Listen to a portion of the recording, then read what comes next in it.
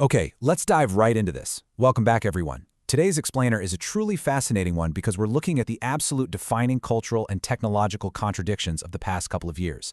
2025 was a year that honestly left a lot of us scratching our heads.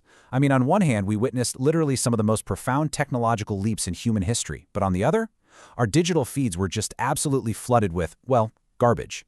We're going to unpack exactly how these two bizarre realities coexisted, what it actually means for our economy, and how we are rapidly transitioning into an entirely new era of computing. But before we get into the heavy technological shifts, I want you to think about this provocative question. What word best defines our modern digital era? Seriously, if you had to pick a single term to capture the absolute zeitgeist of late 2025, what would you choose? You might think of words like acceleration, or maybe superintelligence, or agents. But the reality of what the broader public was actually feeling, it was something far less flattering. At the end of 2025, Merriam-Webster announced their word of the year, and the winner was slop. Yeah, slop. They formally defined it as low-quality AI-generated digital content. And honestly, this choice perfectly captured a mounting collective frustration. It wasn't about the incredible potential of AI at all. It was a cynical, somewhat mocking reaction to the overwhelming flood of mediocre, machine-made digital garbage that just started clogging up our social media, our articles, and our entertainment. The internet suddenly felt like it was drowning in automated mediocrity. And this brilliantly illustrates the bizarre paradox we're living in right now. Look at side A here. We've got the architects of AI, literally named Time's Person of the Year, building these massive AI supercomputers and autonomous agents capable of solving wildly complex reasoning tasks. But then look at side B. The everyday consumer's experience is dominated by what? AI-generated country bands and digital slop? It's crazy. We are simultaneously living in an era of paradigm-shifting technological breakthroughs and just unprecedented digital trash. Section 1. The human cost. Let's look at the very real fallout of all this. Because this flood of slop isn't just a mild annoyance for people scrolling on their phones, right? It has very real, immediate economic consequences. The disruption across creative and language industries has been absolutely stark. Take Hollywood, for example. Following the industry strikes, we saw reports of unemployed Hollywood professionals, highly skilled creative writers, turning to precarious, chaotic AI gig work. They're out there doing data annotation for companies like Mercer and Outlier, dealing with sudden project cancellations and plummeting wages just to make ends meet. Meanwhile, talent agencies actually started exploring the representation of fully AI-generated actors, which, as you can imagine, sparked massive industry outrage. And translators, they've been experiencing severe displacement as these machine translation models just flood the market. Now, what's really interesting about this slide is how this abstract fear of AI anchors into a very specific cultural flashpoint.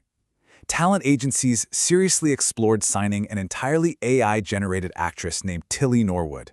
This wasn't just some tech demo, it was a calculated business move.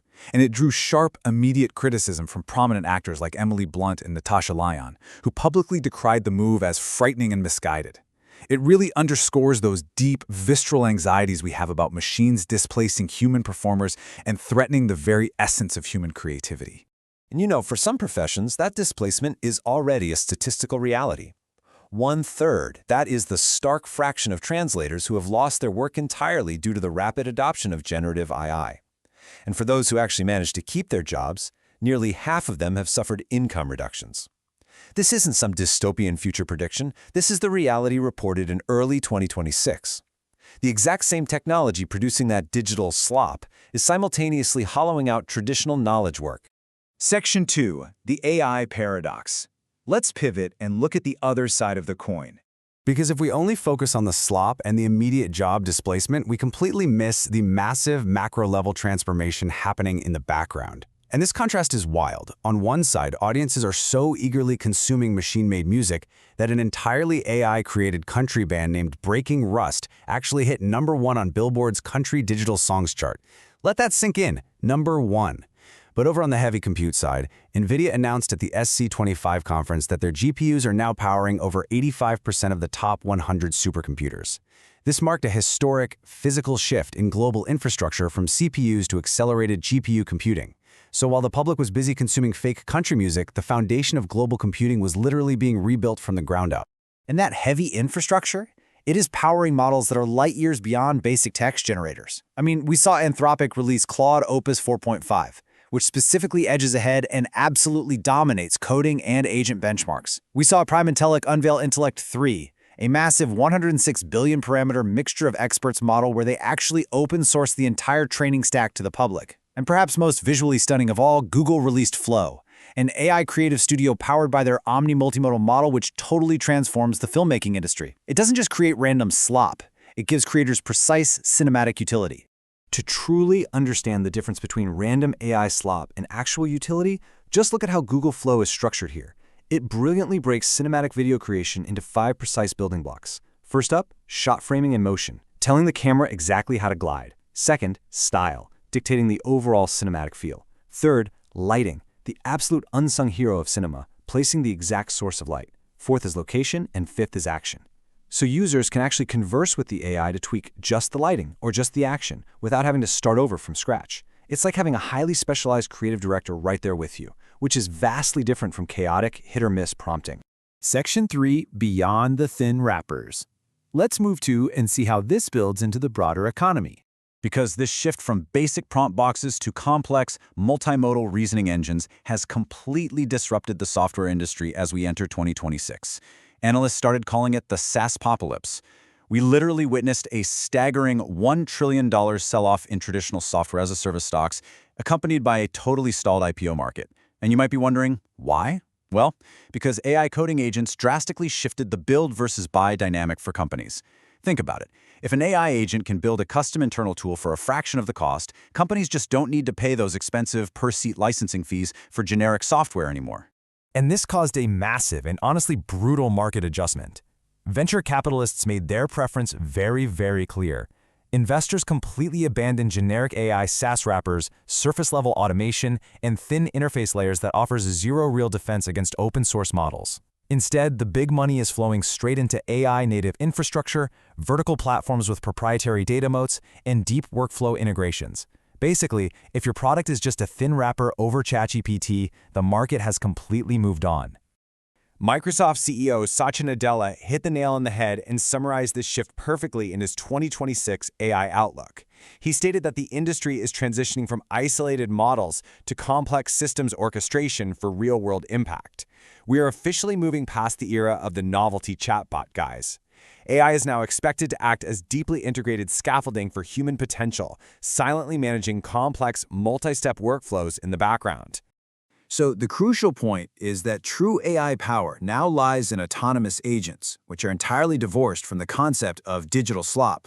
Just look at tools like Odysseus, an open-source deep research agent that runs in continuous loops, autonomously reading, thinking, and synthesizing dozens of sources into polished executive reports entirely on its own. It's wild. Then you have Anthropic, launching interactive workplace apps that allow Claude to directly manipulate tools like Slack and Figma via the Model Context Protocol.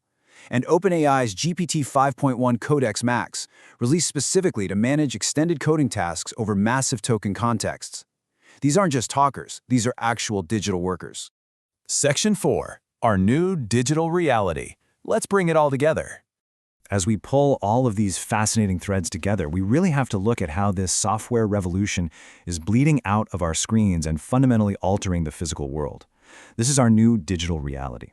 AI is absolutely not just a digital novelty anymore. Look at this adoption curve in manufacturing. In 2024, about 33% of manufacturers were using AI. By 2025, that jumped to 50%. And among large firms, a staggering 77% adopted AI in 2025.